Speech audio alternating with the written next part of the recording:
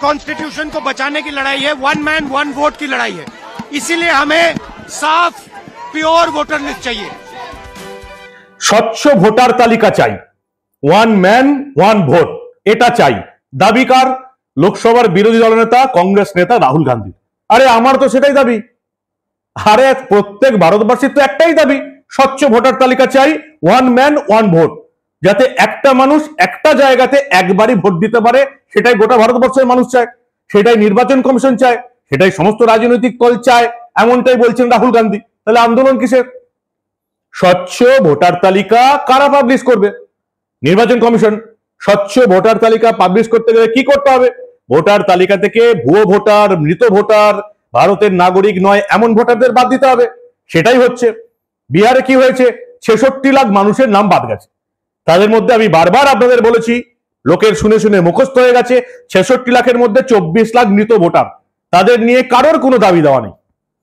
66 লাখের মধ্যে 28 লাখ হচ্ছে অন্য জায়গায় চলে যাওয়া ভোটার, এখন অব্দি একটাও অভিযোগ জমা পড়েনি। 66 লাখ ভোটারের নাম বাদ পড়েছে। 1,60,000 বিএলএ, বিভিন্ন রাজনৈতিক দলের বুথ লেভেল এজেন্ট কাজ করেছে, তাদের কারো অভিযোগ নেই। তাহলে দিল্লিতে এই যে ইন্ডিজোট আন্দোলন করছে, কেন আন্দোলন করছে কেউ জানে না। মোদী সরকারের বিরুদ্ধে আন্দোলন করতে হবে, করছে। নির্বাচন কমিশনকে মোদী সরকারের দালাল বলে দাগিয়ে দিতে হবে, আন্দোলন করছে। আজকে কি হলো? মহুয়া আন্টি অজ্ঞান হয়ে গেলেন। কোথায় অজ্ঞান হয়ে গেলেন? দিল্লি পুলিশ সবাইকে ধরে বাসে তুলে দেওয়ার পর মহুয়া আন্টি অজ্ঞান হয়ে গেলেন। সাংসদরা, বিরোধী সাংসদরা আজকে আমরা দেখলাম একেবারে লোকসভা থেকে মিছিল করে যাচ্ছিলেন ইলেকশন কমিশনের দিকে, ঘেরাও করবেন। পুলিশ মাঝে আটকে দিল, সেখানে তারা বসে পড়লেন। দিল্লি পুলিশ তাদেরকে তুলে যেই বাসে চাপালো, মহুয়া আন্টি অজ্ঞান। আচ্ছা বলুন তো, এই যে এতক্ষণ আন্দোলন হলো, আপনারা দেখেছেন আন্দোলনের ছবি, ব্যারিকেডের উপর লাফাচ্ছে মহুয়া আন্টি, রাস্তায় হাঁটাহাঁটি করছে, লাফাচ্ছে, অজ্ঞান হয়নি। বাসে উঠেই কেন অজ্ঞান হলো? একেবারে টলতে টলতে অজ্ঞান হলেন মহুয়া আন্টি। আগে ভিডিওটা আরেকবার ভালো করে দেখুন, যে মহুয়া আন্টি বাসের মধ্যে একেবারে রাহুল গান্ধীর কোলের কাছে টলতে টলতে অজ্ঞান হয়ে গেলেন। দেখুন আগে।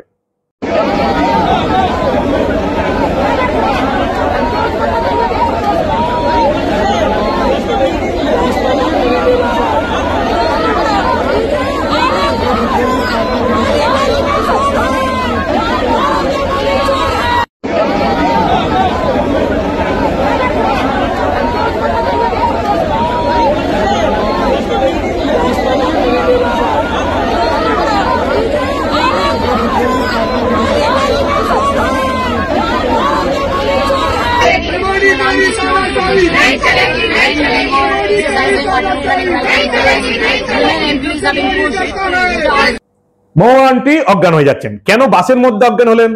রাস্তায় কেন অজ্ঞান হলেন না? ব্যারিকেড টপকানোর সময় কেন অজ্ঞান হলেন না? খুব সহজ থিওরি। বাসে যখন আপনাকে আটক করছে দিল্লি পুলিশ, বাসে করে নিয়ে যাচ্ছে, তখন আপনি কিন্তু দিল্লি পুলিশের আন্ডারে।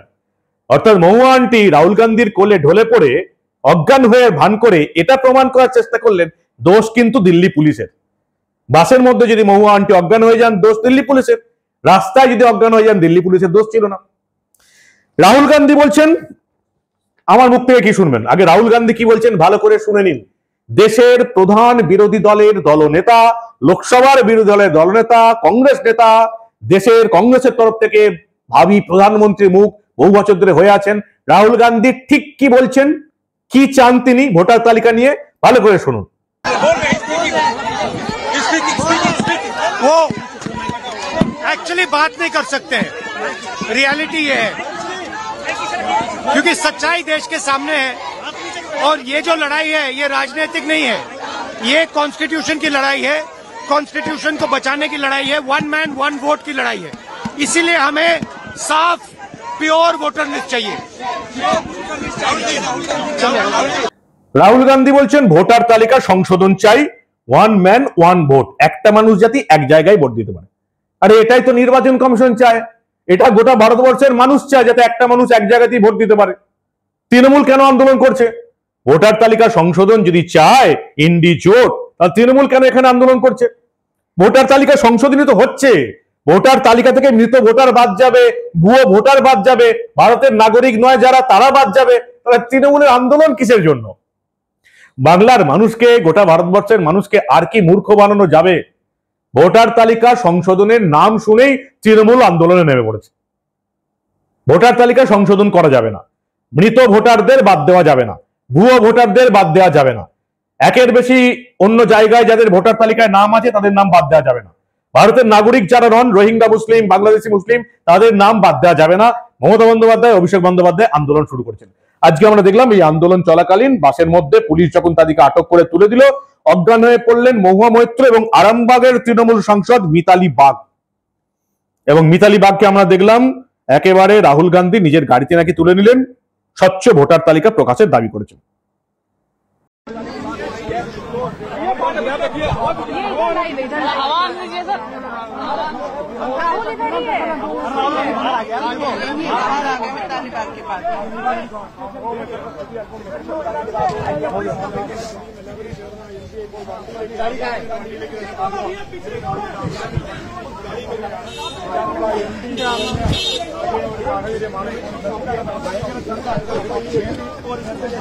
एक महिला सांसद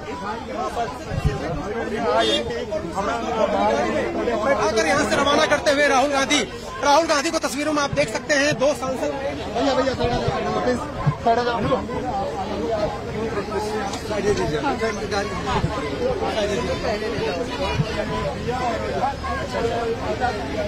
भाई आप लोग थोड़ा जगह रखिए प्लीज, थोड़ा आप लोग पीछे हो जाओ यार। अरे हर चीज নমস্কার, আমরা তৃণমূল কংগ্রেসের সাংসদ মহুয়া মৈত্র বলছি। আমরা এখন পার্লামেন্ট স্ট্রিট থানায় আমাদের আটক করা হয়েছে। আমরা সকালবেলা সংসদ থেকে নির্বাচন কমিশনের অফিসে গিয়েছিলাম। নির্বাচন অফিসে আমাদের ঢুকতে দেওয়া হয়নি। আমাদের দিল্লি পুলিশ আটক করে, ব্যারিকেড দিয়ে আটক করে বাসে তুলে দিয়েছে। বাসে তুলে দেওয়ার পর আমাদের বললো যে আমাদের ইলেকশন কমিশনে নিয়ে যাবে, কিন্তু আমাদের সবাইকে 4টে ভিন্ন থানায় নিয়ে এসেছে। আমাদের কয়েকজনকে পার্লামেন্ট স্ট্রিট থানায় নিয়ে এসেছে। আমরা এখানে আটক। আমাদের 4টে দাবি আছে। এক হচ্ছে গিয়ে আমাদের সিইসি রাজীব কুমারের এগেনস্টে ইমিডিয়েট এফআইআর করতে হবে। Immediate FIR. এই ভোটের লিস্ট ম্যানিপুলেশন, ভোটার লিস্টের কারচুপির জন্য তিনি দায়ী। এফআইআর। আর আগামী দিনে ডিজিটাইজেশন অফ ভোটার লিস্ট চাই। আমরা ভোটার লিস্ট ডিজিটাল ফর্মে চাই। এই manual voter list machine readable নয়, আমরা মানব না। এই বিশেষ নিবিড় সংশোধন SIR এখন একদম বন্ধ করতে হবে।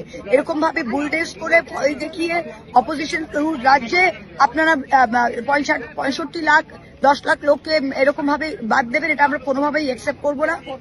আর চতুর্থ, কোন পলিটিক্যাল পার্টি, কোন রাজনৈতিক দল BLA 2 এর ডিটেলস আমরা কিন্তু ইলেকশন কমিশনকে দেব না।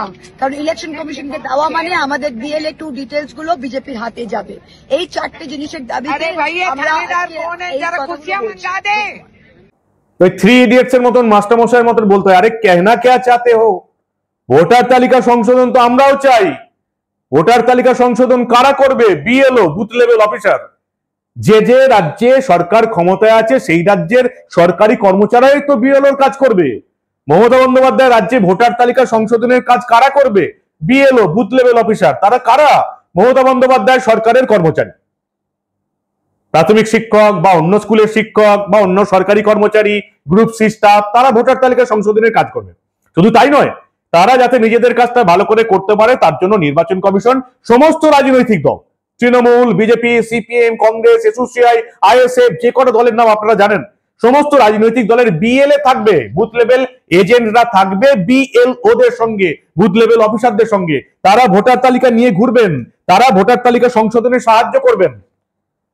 কোন রকম কোন অনিয়ম হলে প্রত্যেকটা রাজনৈতিক দল মমতা বন্দ্যোপাধ্যায়ের সরকারি কর্মচারীকে ধরবে, ইনি মারা গেছেন, একে বাদ দিতে হবে, ইনি এখানে থাকেন না, একে বাদ দিতে হবে। তাহলে ভোটার তালিকার সংশোধনটা তো এভাবেই হবে। তাহলে তৃণমূল লাফাচ্ছে কেন? তৃণমূল কেন লাফাচ্ছে সেটা আপনারা ভালো করে জানেন। ডায়মন্ড হারবার থেকে 7.5 লাখ ভোটে জিতেছে। এই 7.5 লাখ ভোটে জেতার মধ্যে ভোটাররা কারা আপনারাও ভালো করে জানেন। কত ভুয়ো ভোটার এর মধ্যে আছে, কত জল ভোটার আছে, কত মৃত ভোটার আছে, কত বাংলাদেশি মুসলিমরা আছে, কত রোহিঙ্গা মুসলিমরা আছে, আপনারা জানেন। গোটা পশ্চিমবঙ্গ জুড়ে প্রতিদিন বাংলাদেশি ধরা পড়ছে। তাহলে আন্দোলন কিসের জন্য? স্বচ্ছ ভোটার তালিকা যদি চাইবেন তাহলে তো নির্বাচন কমিশন সেটাই করছে। 66 লক্ষ ভোটারের নাম বাদ গেছে বিহারে। কোন রাজনৈতিক দলের কোন এজেন্ট আজ অব্দি 4টে লোককে হাজির করতে পারেনি যাদেরকে জোর করে নাম বাদ দিয়ে দেওয়া হয়েছে। কংগ্রেস আন্দোলন করছে কারণ কংগ্রেসের বেশ কটা রাজ্য যেখানে কংগ্রেস ক্ষমতায় আছে সেখানেও এসআইআর হবে। তো কারা এসআইআর করবে? কংগ্রেসের রাজত্বে কংগ্রেসের সরকারি কর্মচারীরা এসআইআর করবে, তাদের বিএলওরা এসআইআর করবে, তার সঙ্গে বিভিন্ন রাজনৈতিক দলের এজেন্টরা থাকবে। অসুবিধাটা কোথায়? তাহলে কি ইন্ডিজোট ভুয়ো ভোটারদের জন্যই ভোটে জিতছে? এবং বিশেষ করে এই আন্দোলনটার উদ্যোক্তা হচ্ছে তৃণমূল কংগ্রেস। তাহলে কি তৃণমূল কংগ্রেস এই 15 বছরে ভুয়ো ভোটার মৃত ভোটারদের জন্যই ভোটে জিতেছে? সেই জন্য কি মহুয়া আন্টি অজ্ঞান হয়ে যাচ্ছেন? অবশ্য সোশ্যাল মিডিয়ায় আমি ছবি দেওয়ার পর মহুয়া আন্টির অজ্ঞান হয়ে যাওয়ার কারণ নিয়ে অনেকে অনেক কথা বলছেন। সদ্য বিয়ে করেছেন অনেকে বলছেন, কেউ কেউ বলছেন কল্যাণদাকে জিজ্ঞেস করতে হবে মহুয়া আন্টি কেন অজ্ঞান হয়ে গেলেন। এখন মহুয়া আন্টি এবং মিতালি বাগ কেন অজ্ঞান হয়ে গেলেন সেটা তো কল্যাণ বন্দ্যোপাধ্যায় যদি বলতে পারেন তাহলে ভালো। আমরা দেখলাম ধস্তাধস্তি শুরু হলো, বিভিন্ন ইন্ডিজোটের বিভিন্ন জোট ওখানে এলো, রাহুল ছিলেন, প্রিয়াঙ্কা গান্ধী, ডেরেক ওব্রায়েন, অখিলেশ যাদব তো রীতিমতো একদম বেড়া টপকে যাকে বলে, পুলিশের যে বাধা দেওয়া ছিল বেষ্টনী সেটা টপকে একদম চলার চেষ্টা করলেন। বডি ফিটনেস আছে এখনো অখিলেশ যাদবের। যেমন কলকাতায় আমরা দেখি বিরোধী রাজনৈতিক দলের সিপিএম কে দেখি, বিশেষ করে বিজেপি কর্মীদের দেখি একেবারে পুলিশের ব্যারিকেড টপকে যাওয়ার চেষ্টা করেন। অখিলেশ যাদবকে সাংসদকে আমরা সেই একই জিনিস চেষ্টা করলাম। অনুমতি বের মশাই, কিসের অনুমতি? অনুমতি তো এই রাজ্যে বিরোধীদের লাগে, বিজেপির লাগে, তৃণমূলে কি কোনো অনুমতি লাগে? তৃণমূল দিল্লিতে তৃণমূল সাংসদরা দিল্লি পুলিশের অনুমতি ছাড়াই মিছিল করতে পারে, দিল্লি পুলিশের অনুমতি ছাড়াই নির্বাচন কমিশন ঘেরাও করতে পারে, মাঝ রাস্তায় বসে পড়তে পারে। তৃণমূলের কোনো অনুমতি লাগে না, সেটা কলকাতায় হোক আর দিল্লিই হোক। কি অদ্ভুত একটা ব্যবস্থা চলছে এবার ভাবুন। আর এখানে কোনো কিছু হলেই পুলিশ বাধা দিয়েছিল, পুলিশ অনুমতি দেয়নি, তবু কেন মিছিল করেছেন? তৃণমূলের ক্ষেত্রে কোনো নিয়ম কানুন নেই, যত নিয়ম কানুন বাকিদের জন্য। আজকে আর এক পোস্ত হইচই হলো দিল্লিতে।